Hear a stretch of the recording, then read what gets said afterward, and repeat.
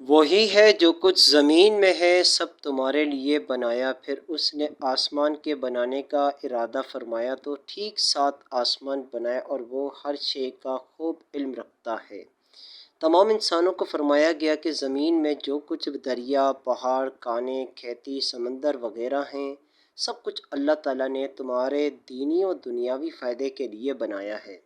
دینی فائدہ تو یہ ہے کہ دنیا کی چیزوں کو کھاؤ پیو اور اللہ کی فرما برداری کرو۔ دنیاوی فائدہ یہ ہے ان سب چیزوں کے استعمال سے اپنی اور دوسروں کی زندگی آسان کرو۔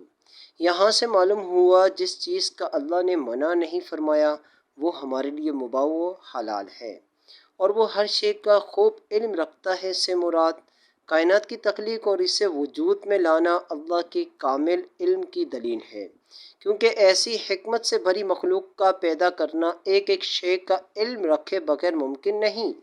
کافر مرنے کے بعد زندہ ہونے کو ناممکن سمجھتے تھے۔ ان آیتوں میں کافروں کے لیے اس عقیدے کی غلط و باطل ہونے پر ایک عظیم دلیل قائم کی گئی ہے کہ جب اللہ تعالیٰ قدرت و علم والا ہے تو موت کے بعد دوبارہ زندہ کرنا کیسے ناممکن ہو سکتا ہے؟